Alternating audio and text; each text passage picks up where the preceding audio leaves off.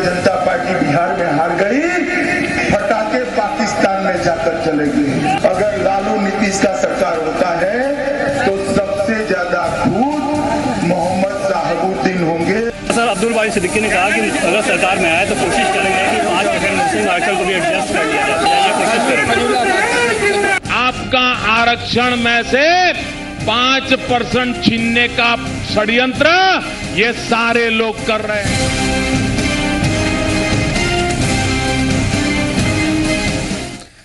नमस्कार, स्वागत है आपका। आप देख रहे हैं बड़ी बहस। मैं हूं आपके साथ सुमित झा। बिहार चुनाव में बिहार की चर्चा भले ही हो ना हो, लेकिन बिहार से बाहर के मुद्दों को खींच कर बिहार में लाने की पूरी कोशिश की जाती है। कभी दादरी से गोमांस का मुद्दा, कभी फरीदाबाद से दलितों का मुद्दा, कभी नागपुर से आरक्षण का मुद्दा, तो कभी दिल्ली से रेप का मुद्दा। और बिहार में पाकिस्तान भी अब घुस गया है।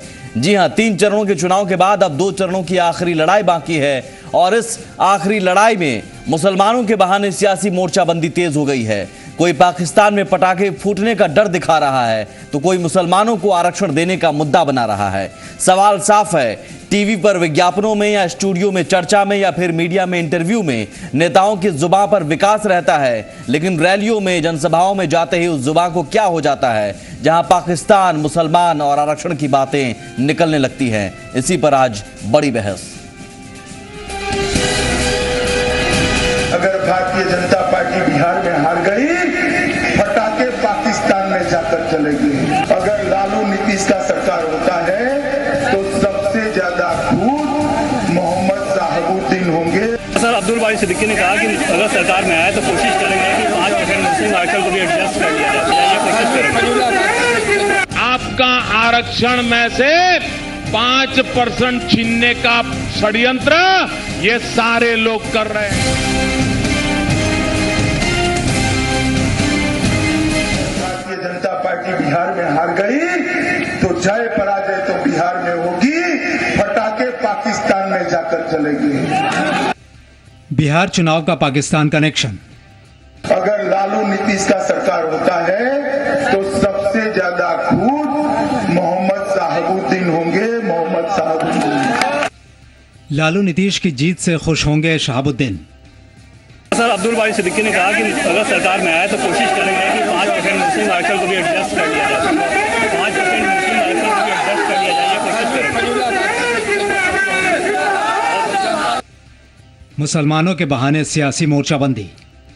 आपका आरक्षण में से 5% छीनने का षड्यंत्र ये सारे लोग कर रहे हैं। विकास पर भारी ध्रुवीकरण की धमक। चौथे और 5वें चरण में कोसी, सीमांचल और मिथिलांचल के क्षेत्र में बिहार चुनाव का अंतिम फैसला होना है। ये वो इलाके हैं जहां चुनावों में ध्रुवीकरण की सियासत की धमक रहती है। इस बार के चुनाव में भी विकास के मुद्दे को छोड़कर ध्रुवीकरण के धुरी के इर्द गिर्द चुनाव कराने की सियासी कवायद जोर पकड़ने लगी है। इसकी बानगी रक्सौल में बीजेपी अध्यक्ष अमित शाह के बयान में नजर आई, जब अमित शाह ने 8 नवंबर को आने वाले नतीजों का कनेक्शन पाकिस्तान और शहाबुद्दीन से जोड़ दिया।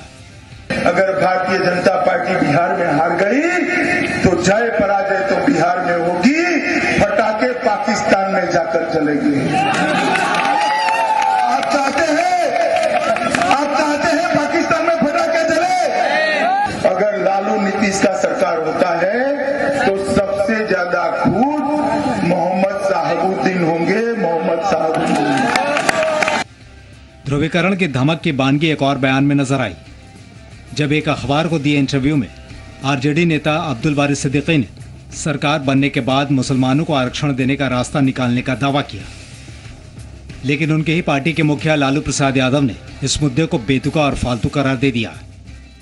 सर, अब्दुल बारी सिद्दीकी ने कहा कि अगर सरकार में आए तो कोशिश करेंगे कि 5% मुस्लिम आरक्षण को भी एडजस्ट कर लिया जाए। 5% मुस्लिम आरक्षण को भी एडजस्ट कर लिया जाए। कोशिश करेंगे। मुसलमानों को आरक्षण देने के मुद्दे को खारिज करने का लालू का बयान तब आया, जब हाल ही में मुसलमानों को आरक्षण देने के मुद्दे को लेकर इससे पहले पीएम मोदी लालू नीतीश पर पिछड़ों और दलितों का आरक्षण छीनने का आरोप लगा चुके हैं। एक पाप की योजना बना रहे हैं लोग, पाप की योजना। आपका आरक्षण में से 5% छीनने का षड्यंत्र ये सारे लोग कर रहे हैं। मैं चेतावनी देता हूं, मैं विश्वास दिलाता हूं कि आप में से रत्ती भर आरक्षण कोई छीनने की कोशिश करेगा और किसी और संप्रदाय के नाम पर देकर के वोट बैंक की राजनीति करने की कोशिश करेगा, मोदी आपके आरक्षण की सुरक्षा के लिए अपनी जान की बाजी लगा देगा। जाहिर है 3 चरणों के चुनाव में भले ही वोटर्स के जहन में विकास का मुद्दा रहा हो, लेकिन जीत के लिए नेताओं का भरोसा आरक्षण और ध्रुवीकरण जैसे मुद्दों पर ज्यादा नजर आ रहा है। रक्सौल से पंकज और सिवान से आकाश के साथ ब्यूरो रिपोर्ट, जी मीडिया।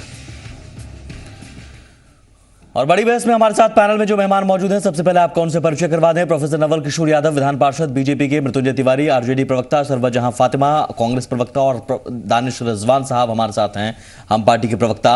मैं नवल जी आपसे पूछूंगा, सर पाकिस्तान में पटाखे क्यों फूटेंगे अगर बीजेपी हार जाती है, और क्या बीजेपी हार जाती है, ये आशंका अभी से सताने लगा है?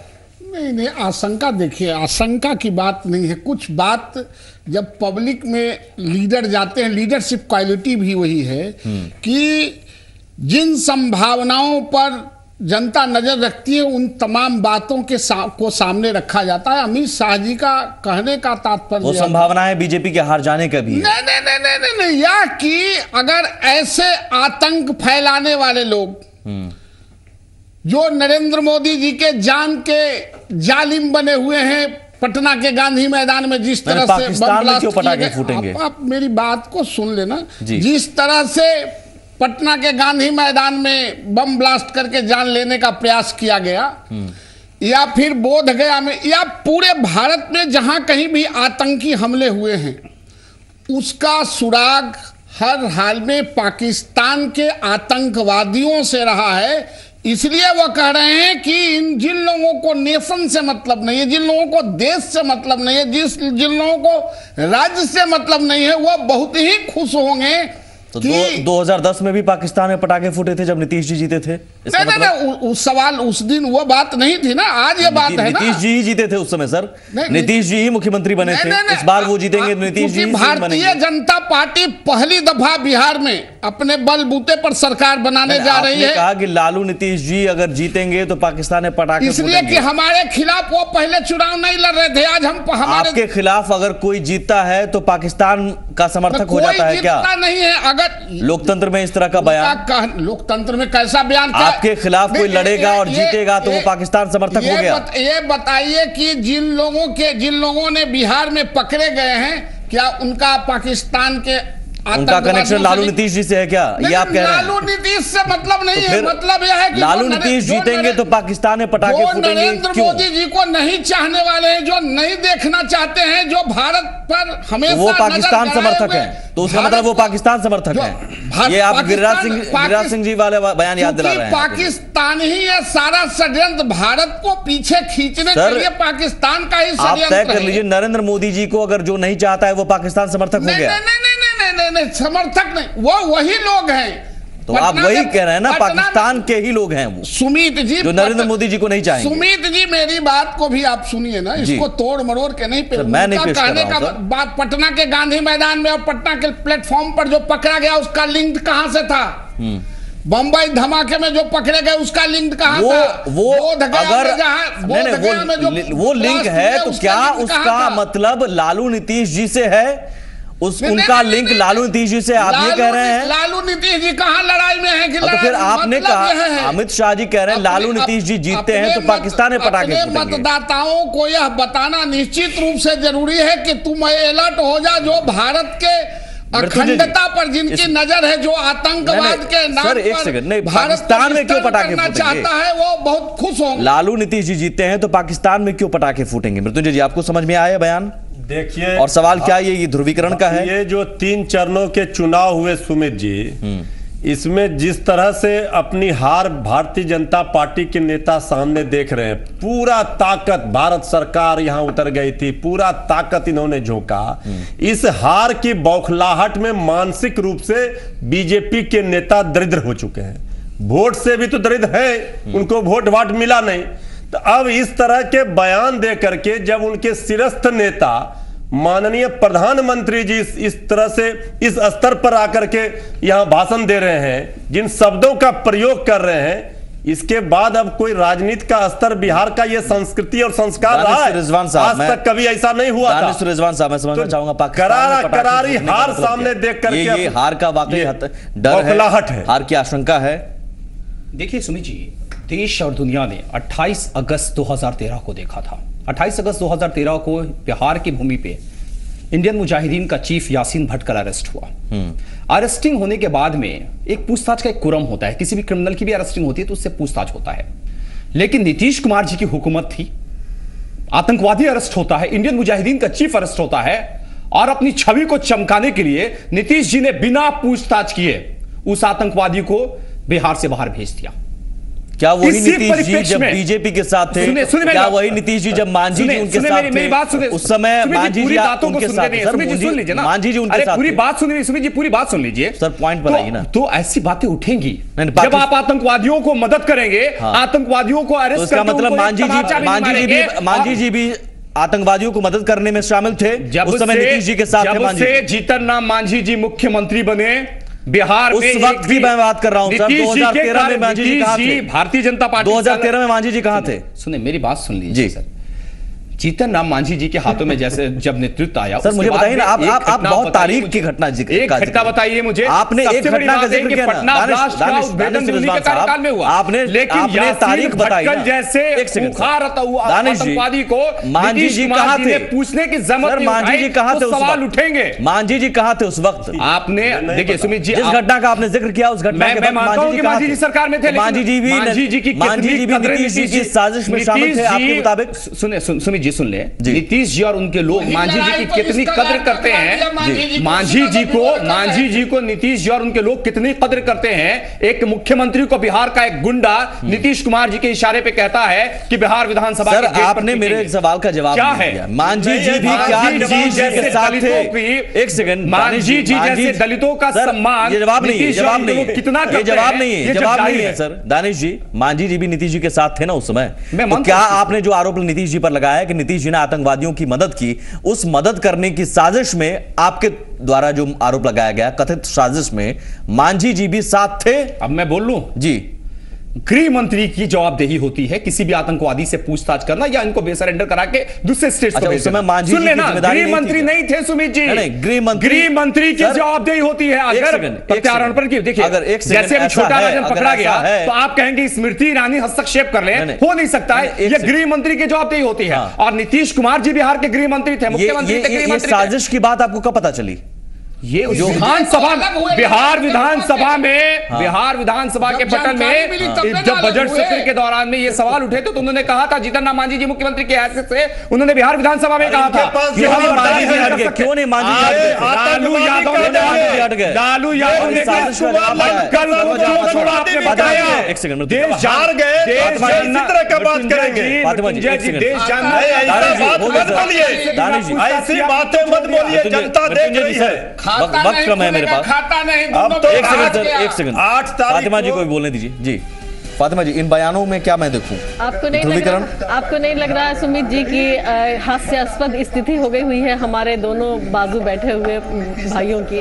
वो इसलिए यहाँ भटकल के अरेस्ट होने और उनको दूसरे को क्या ये ध्रुवीकरण की कोशिश है? स्वागत है एक बार फिर से ब्रेक के बाद। दरअसल जो बयान आ रहे हैं और 2 चरण के जहां चुनाव होने हैं उन क्षेत्रों में इतिहास रहा है कि ध्रुवीकरण की धमक हमेशा से रही है और चर्चा भी उसी एंगल से हम शुरू करते हैं। फातिमा जी, आपने कहा ध्रुवीकरण, ये पाकिस्तान वाला बयान या मोहम्मद शहाबुद्दीन खुश होंगे, पाकिस्तान में पटाखे फूटेंगे, ये साफ ध्रुवीकरण की सियासत है?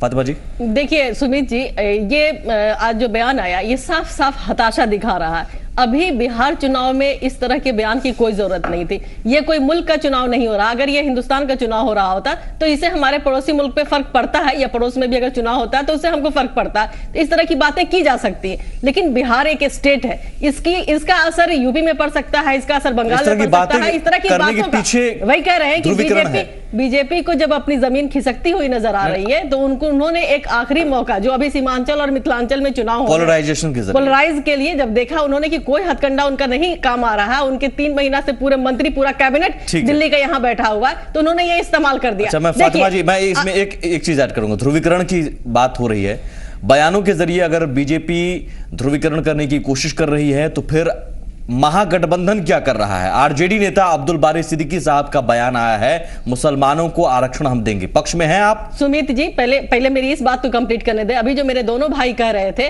कि आतंकवाद का मुद्दा, तो ये झारखंड में क्यों नहीं बोला गया, ये महाराष्ट्र में क्यों नहीं बोला गया? क्योंकि आतंकवाद से तो पूरा हिंदुस्तान ही या पूरी दुनिया बात हो गई। हाँ, अब बात ध्रुवीकरण वो कर रहे हैं, आप बारी सिद्दीकी की बात करें। बारी सिद्दीकी साहब ने जो आज कहा या उसका जवाब जो लालू जी ने दिया, हमारे संविधान में पिछड़ी जाति बैकवर्ड SC ST के लिए रिजर्वेशन ऑलरेडी पहले से है। वो किसी जात को नहीं इंगित करता है, चाहे वो पिछड़ी जाति के मुसलमान हो, चाहे वो पिछड़ी जाति के हिंदू हो, उन्हें कितने % का प्रावधान है वो ऑलरेडी मिल रहा है। उसमें कहीं कोई नई बात नहीं है।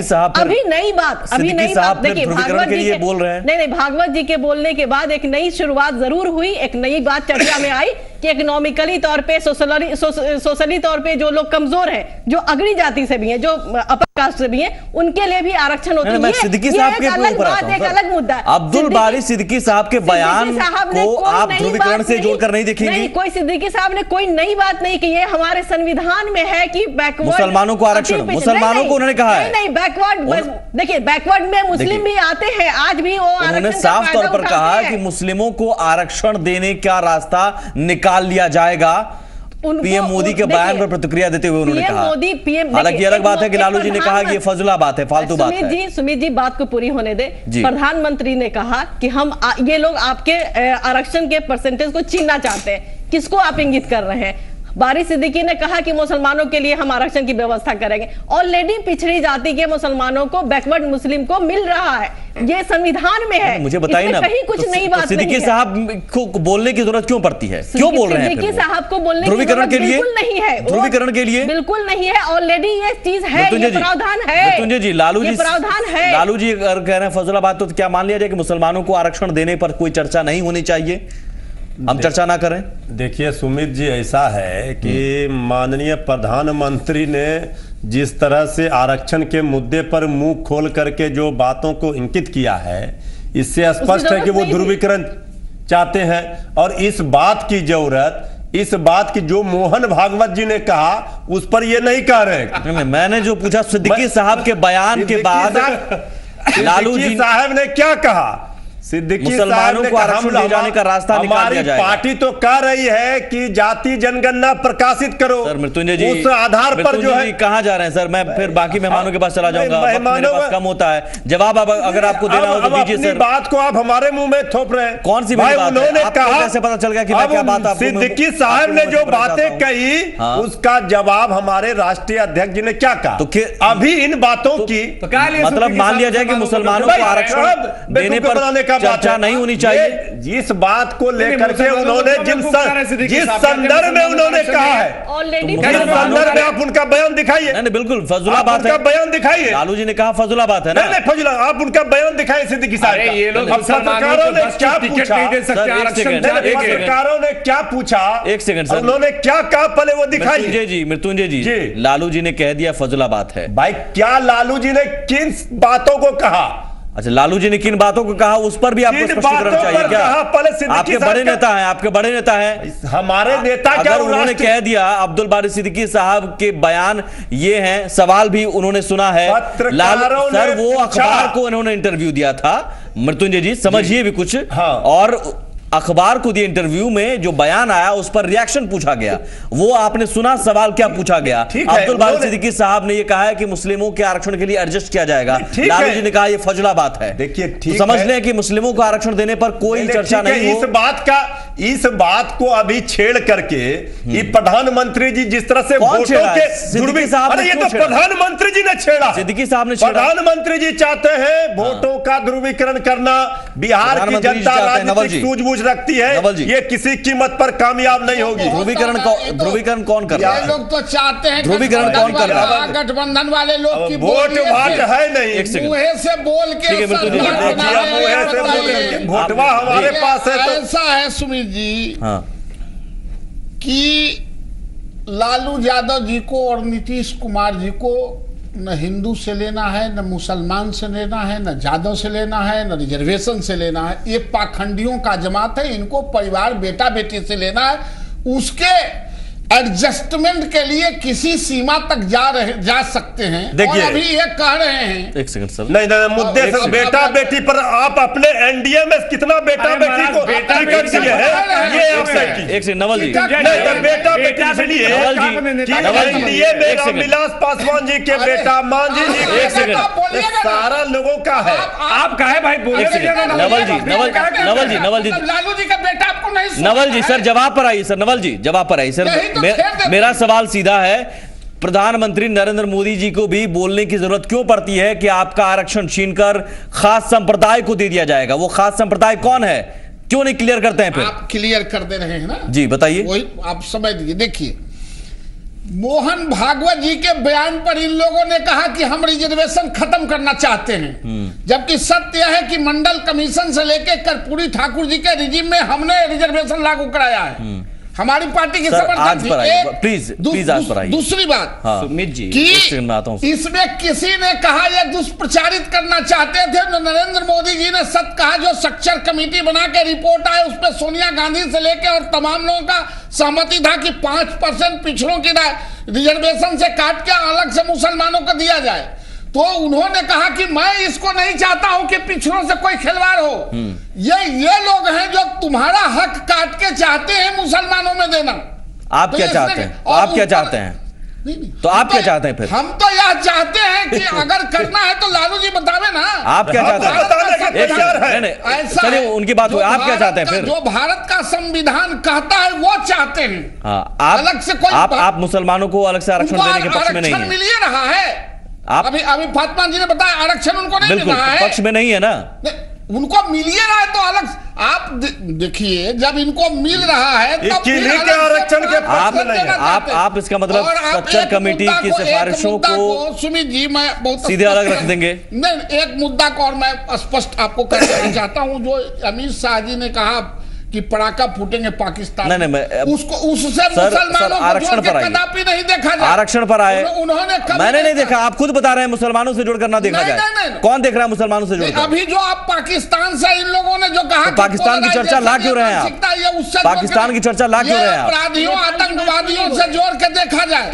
पाकिस्तान की चर्चा ला क्यों रहे हैं? अपराधी आतंकवादी पाकिस्तान में रहते हैं क्या? जो कह रहे हैं आपके राष्ट्रीय लालू ने जीता है पाकिस्तान में। एक सेकंड रानी जी, मुसलमानों के आरक्षण अध्यक्ष का बयान है, मुसलमानों के आरक्षण पर भ्रम कौन फैला रहा है और ध्रुवीकरण करने की कोशिश कौन कर रहा है? देखिए, मुंबई हाईकोर्ट में सच्चर कमेटी की जब सिफारिशें हुई थी तो मुंबई हाईकोर्ट में एक PIL दाखिल किया गया। मुंबई हाईकोर्ट ने एक जजमेंट दिया और 1951 का राष्ट्रपति महोदय का एक रेजोल्यूशन बताया और कहा कि संप्रदाय के आधार पर आरक्षण नहीं दिया जा सकता है, जाति के आरक्षण पे आधार पे मुसलमानों को पहले से आरक्षण की व्यवस्था की गई है। कांग्रेस की सरकार हुआ करती थी एनसीपी के साथ अलायंस में, वो LPA में चली गई सुप्रीम कोर्ट। नरेंद्र मोदी जी ने उसी बात का जिक्र किया कि जब ऑलरेडी अल्पसंख्यकों को आरक्षण दिया गया है तो उस वक्त की सरकार क्यों चली गई सुप्रीम कोर्ट 5% आरक्षण के लिए? मतलब साफ है कि जब देश में प्रावधान बना हुआ है, आरक्षण मिल रहा है, तो 5% आरक्षण के लिए आप सुप्रीम कोर्ट चले गए। अब मैं एक सेकंड उसमें ऐड करता हूं, माफी सुमित जी, आप हमारी बातों को सुनते नहीं। एक सेकंड, मैं उसमें आप प्रावधानों को मानते हैं ना? आप प्रावधानों को बहुत मानते हैं, एनडीए बहुत मान रहा है जी। सुप्रीम कोर्ट, हाई कोर्ट एकदम राजस्थान में क्यों नहीं माना गया? 50% एक्सीड कर दिया गया आरक्षण देने में। सुप्रीम कोर्ट ने साफ कहा है, गाइडलाइंस दिया है, इतनी जानकारी आपको है? सर 50% से ज्यादा आरक्षण देने की सुप्रीम कोर्ट को मानते हैं ना आप लोग? आप दावा है ना आपको? तो बताइए सर। सुमित जी, मैं आ जाऊं, मैं बोलूं? अब आप जी बताइए सर। बोलिए, मैंने बताइए सर, मैं इंतजार कर रहा हूं। राजस्थान गवर्नमेंट में जो रेजोल्यूशन पास किया उसके अप्रूवल के लिए केंद्र सरकार को लिया हुआ है। केंद्र सरकार चूंकि कानून बना के उसके बाद सौंपती है राष्ट्रपति के पास में, इतना आपको भी जानकारी। तो ये क्या राजनीति के लिए क्या गया? वसुंधरा राजे को जानकारी नहीं है क्या? उन्होंने दिया कि संशोधन की आवश्यकता है, रिजोल्यूशन पास हुआ। देखिए सर, मैं सुमित जी, राजनीति के लिए, सुमित जी सुनिए आप, सुमित जी अपने बहुत सुमित जी सुप्रीम कोर्ट की गाइडलाइंस बहुत महत्वपूर्ण सवाल उठाया आपने, सुनना पड़ेगा इसका जवाब। बताइए। पूरे देश में जब आरक्षण लागू हुआ था तब से लेके आज तक राइट टू इंफॉर्मेशन का जवाब है कि 5000 नई जातियों को शेड्यूल कास्ट के आरक्षण में जोड़ दिया गया। जब आप नई जातियों को जोड़ेंगे तो आरक्षण बढ़ाना पड़ेगा। आप दो बातें कर रहे हैं, या तो सुप्रीम कोर्ट की गाइडलाइंस का आप पालन करने का दावा कीजिए। सुप्रीम कोर्ट के गाइडलाइंस, सुप्रीम कोर्ट की गाइडलाइंस साफ है। देखिए एक सेकंड, या तो आप संविधान में संशोधन करके आइए संसद में जाकर, हमारे है ना, हमारे पास में रिक्वेस्ट है, विचार करें उस पे। राजस्थान सरकार रेजोल्यूशन पास करेगी तब आप संशोधन करेंगे, या केंद्र सरकार पहल कर सकती है? सुने मेरी बात सुमित जी, सर इतना जानकारी मुझे भी राज्य सरकार, इतने जानकारी मुझे भी है। और अगर आप सुप्रीम कोर्ट को मानते हैं, और अगर माननीय सुप्रीम कोर्ट को मानते हैं, एक सेकंड, ये लोग दोहरा चरित्र वाले, और अगर आप सुप्रीम कोर्ट को जनता के पास सुनिए, आप लोग बेटा बेटी को आरक्षण दीजिए। एक सेकंड, आप सभी से मैं पूछ रहा हूं सर, सुप्रीम कोर्ट के गाइडलाइंस को, सुप्रीम कोर्ट की टिप्पणी का आप सम्मान करते हैं? आप सभी एकदम से, फातिमा जी, मृत्युंजय जी, बिल्कुल सब कोई करते हैं। कुछ एक खबर मैं आपको दिखाता हूं, और वो ग्राफिक्स के जरिए सुप्रीम कोर्ट ने कहा है देश हित में उच्च शिक्षण संस्थानों से हर तरह का आरक्षण हटा दिया जाना चाहिए। ये सब खबर से आप लोग बाखबर हो गए होंगे, वरिष्ठ हैं, माननीय हैं आप लोग, और इस बात पर ये जजमेंट, मैंने पहले ही सवाल पूछा कि टिप्पणी का सम्मान करते हैं आप? टिप्पणी का सम्मान करते हैं आप? सर एक सेकंड, मैंने पहले सवाल आपसे पूछा था। टिप्पणी निर्णय नहीं होता है, मुझे पता है, लेकिन एक सेकंड, लेकिन टिप्पणी का सम्मान करते हैं या नहीं? सम्मान करते हैं या नहीं? मैंने पूछा था, आपने कहा कोर्ट ने ग्राफिक्स दिखाना चाहूंगा। सुमित जी, टीम अगर दिखा दे, कोर्ट ने लालू प्रसाद यादव के शासन पर टिप्पणी करते हुए जंगल राज कहा था। क्यों भटक रहे हैं? हम मान लेते हैं क्या? दानिश जी क्यों भटक रहे हैं? क्या भटक क्यों रहे हैं? जी मान कहाँ मानते हैं? भटक क्यों रहे हैं? वो ग्राफिक्स में दिखाना चाहूंगा, जंगल राज कहा था, साफ तौर पर कहा। एक सेकंड, मेरी टीम के पास वो ग्राफिक्स है। महा जंगल राज चला रहे हैं देश में, सुप्रीम कोर्ट ने साफ कहा है सर, और दुख जताया है। सुन तो लीजिए सर, यही तो दिक्कत है कि सहूलियत के हिसाब से सुप्रीम कोर्ट की टिप्पणी का आप लोग यूज करते हैं। सुप्रीम कोर्ट की टिप्पणी अगर यह है कि आरक्षण हटा दिया जाए उच्च शिक्षण संस्थानों में, और यह दुख जताया है उन्होंने कि 68 सालों बाद भी कुछ विशेषाधिकार नहीं बदले हैं। कोर्ट ने केंद्र सरकार को इसके लिए निष्पक्ष होकर फैसला लेने को कहा है। यह जरूर कहा है कि निष्पक्ष होकर फैसला लें, लेकिन टिप्पणी अगर की गई है तो जरूर उसे भी गंभीरता से लिए जाने की जरूरत है आज के दौर में, जहां पर सिर्फ आरक्षण के बहाने सियासत हो रही है। दानिश जी, आप कुछ कहेंगे इस पर? क्या इस टिप्पणी को आप सीधे खारिज कर रहे हैं? खारिज तो नहीं किया जाना चाहिए। माननीय सुप्रीम कोर्ट मैं पूरी तरह से इस टिप्पणी को खारिज करता हूं, पूरी तरह से। ये सहूलियत बाबा साहब भीमराव अंबेडकर ने जो विकास के मूल सहूलियत के हिसाब से है ना। सुमित जी सुन लें, अब जब आपने हमसे सवाल पूछा है तो सुन लें। बाबा साहब भीमराव अंबेडकर ने जो विकास के मूल मंत्र दिए हैं, उसमें स्पष्ट तौर पे कहा है कि समाज का जो निचला तबका है, जो विकास से अछूता रह गया है, उस तबके को आरक्षण नहीं मिलेगा तो देश तरक्की नहीं करेगा। आज आप देख लीजिए, 10% लोगों के लिए आप क्या चाहते हैं कि 100% आरक्षण? हम वही तो कह रहे हैं ना। और हमें तो एक सेकंड, सुप्रीम कोर्ट ने सवाल क्या उठाया है? सुप्रीम कोर्ट ने सवाल यह भी उठाया है कि क्या उच्च शिक्षा संस्थानों में बेहतर क्वालिटी दे पाए हैं आप?